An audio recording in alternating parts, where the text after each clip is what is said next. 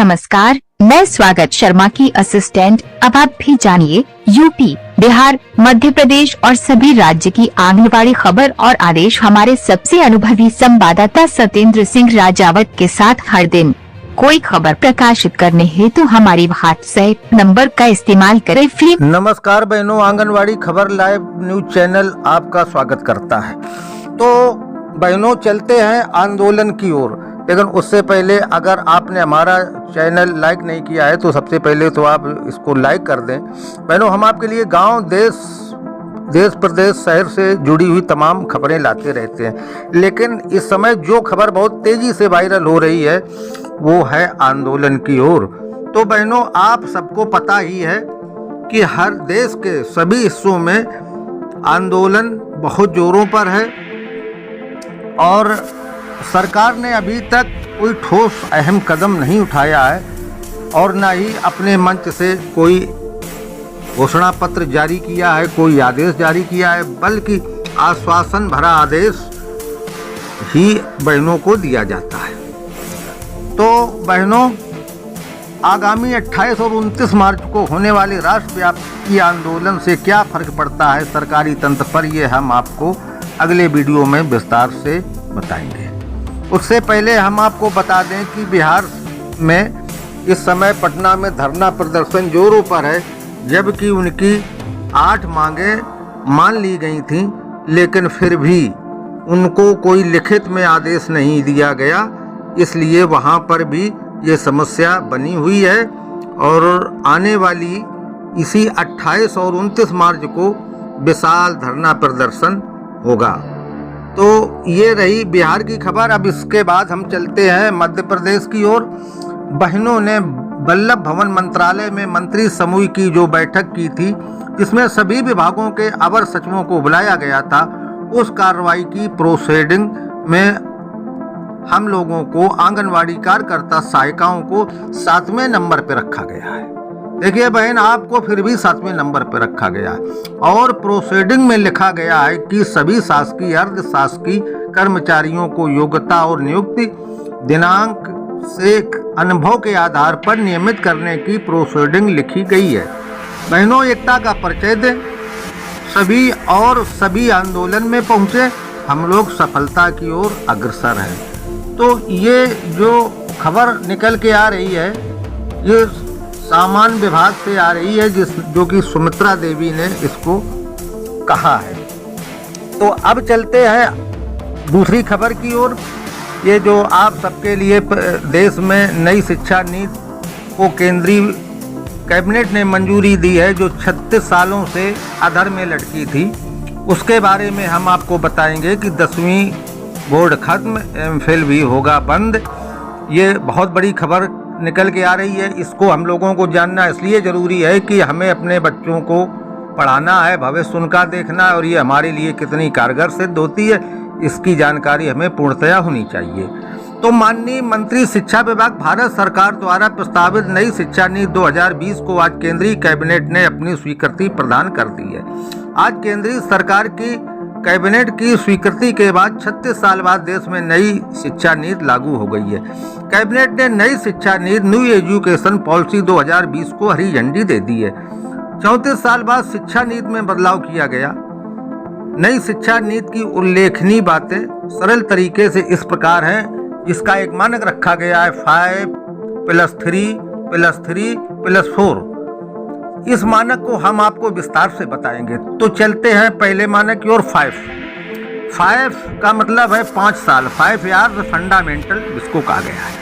तो 5 year fundamental के बारे में हम आपको पूरी जानकारी दे रहे हैं कि जब आपका बच्चा 4 साल का होगा तो नर्सरी में पढ़ेगा, जब 5 साल का होगा तो JRKG में आपका बच्चा पढ़ता होगा, जब 6 साल का होगा तो SRKG में होगा और जब 7 साल का होगा तो स्टैंडर्ड फर्स्ट में पढ़ता होगा और जब 8 साल का होगा तो स्टैंडर्ड सेकंड में पढ़ता होगा।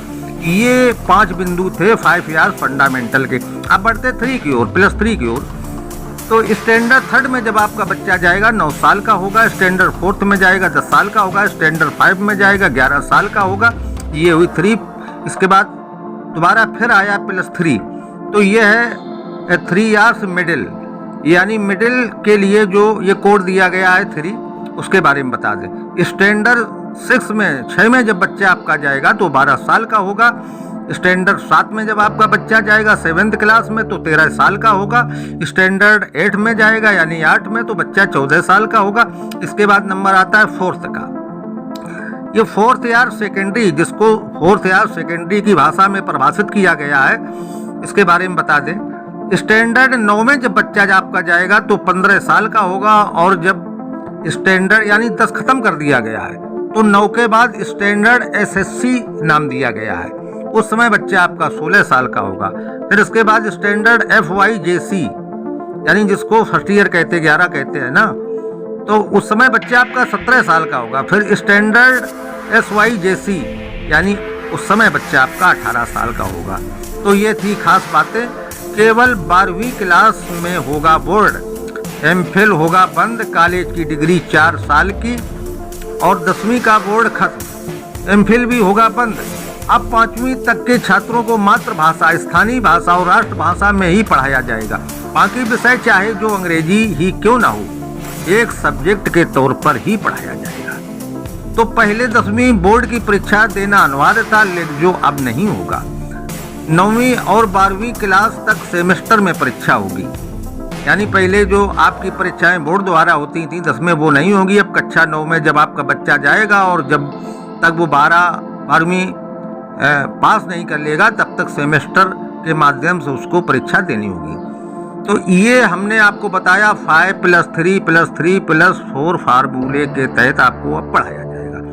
वहीं इसके आगे हम आपको बता दें कि वहीं कॉलेज की डिग्री 3 और 4 साल की होगी, यानी कि ग्रेजुएशन के पहले साल पर सर्टिफिकेट, दूसरे साल पर डिप्लोमा और तीसरे साल में ही डिग्री मिलेगी। 3 साल की डिग्री उन छात्रों के लिए है जिन्हें हायर एजुकेशन नहीं लेना है। वहीं हायर एजुकेशन करने वाले छात्रों को 4 साल की डिग्री करनी होगी। 4 साल की डिग्री करने वाले स्टूडेंट 1 साल में MA कर सकेंगे। MA के छात्र अब सीधे PhD भी कर सकेंगे। स्टूडेंट बीच में कर सकेंगे दूसरे कोर्स। हायर एजुकेशन में 2035 तक ग्रास एनरोलमेंट रेशियो यानी 50% हो जाएगा। वहीं नई शिक्षा नीति के तहत कोई छात्र एक कोर्स के बीच में अगर कोई दूसरा कोर्स करना चाहे तो पहले कोर्स से सीमित समय के लिए ब्रेक लेकर वो दूसरा कोर्स कर सकता है। ये आपको सुविधा दी गई है। हायर एजुकेशन में भी कई सुधार किए गए हैं। सुधारों में ग्रेडेड एकेडमिक, एडमिनिस्ट्रेटिव और फाइनेंशियल ऑटोनॉमी आदि शामिल हैं। इसके अलावा क्षेत्रीय भाषाओं में कोर्स शुरू किए जाएंगे, वर्चुअल लैब्स विकसित किए जाएंगे। एक नेशनल एजुकेशन साइंटिफिक फोरम यानी NETF शुरू किया जाएगा। बता दें कि देश में कुल अब तक 45,000 कॉलेज हैं। सरकारी निजी डीम्ड सभी संस्थानों के लिए होंगे सामान्य नियम। ये हमारे आदरणीय श्री धर्मेंद्र प्रधान जी, शिक्षा मंत्री भारत सरकार के द्वारा ये आदेश जारी किया गया है। तो बहनों, ये आपकी रही नई शिक्षा नीति। अब इसके आगे हम आपको और एक कार्यक्रम की ओर बता रहे हैं। तो आइए बहनों, चलते अब दूसरी खबर की ओर। ये उत्तर प्रदेश से निकल के आ रही है। CDPO ने आंगनवाड़ी कार्यकर्ताओं को प्रशिक्षण दिया। अंबेडकर नगर जिला से ये खबर निकल के आ रही है। बेसिक शिक्षा विभाग के सहयोग से शनिवार को कटेहरी ब्लॉक के ड्वाकारा हाल में प्रशिक्षण का आयोजन हुआ। समेकित शिक्षा पर आधारित प्रशिक्षण में CDPO बलराम सिंह व खंड विकास अधिकारी शाइस्ता परवीन ने आंगनवाड़ी कार्यकर्तियों को बच्चों के शारीरिक बाधाओं के लिए स्क्रीनिंग करने को कहा।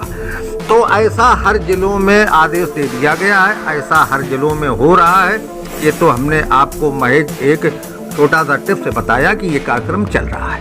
तो आइए बढ़ते हैं खबरों के को सिलसिलेवार बढ़ाते हुए एक अगली खबर की ओर, जो कि इस समय संचारी रोग नियंत्रण अभियान चलेगा। ये संचारी रोग 15 अप्रैल से शुरू होकर 30 अप्रैल तक चलेगा। इसमें भी सभी उत्तर प्रदेश के सभी जिलों के DM को ये निर्देश दे दिया गया है। स्वास्थ्य विभाग पूरी तरीके से इस पर कार्यरत हो गया है और उसने अपने वर्करों को ट्रेनिंग देना शुरू कर दिया है। तो बहनों, ये हमारा वीडियो आपको कैसा लगा लाइक करना। दूसरी तो बहनों आज की पेशकश में बस इतना ही। बहनों हमारा वीडियो आपको कैसा लगा हमें कमेंट में बताइएगा। अच्छा लगा हो तो बहनों शेयर भी कर देना ताकि अन्य बहनों तक भी हमारी खबर पहुंच सके। हमसे जुड़े रहने के लिए चैनल को सब्सक्राइब करना व साथ में बेल आइकन का बटन जरूर दबा दें ताकि हमारा हर नोटिफिकेशन सबसे पहले आपको मिले। धन्यवाद। जय हिंद, जय भारत। तो बहनों मिलते हैं नई खबर के साथ एक अगले वीडियो में। तब तक के लिए सत्येंद्र सिंह का नमस्कार।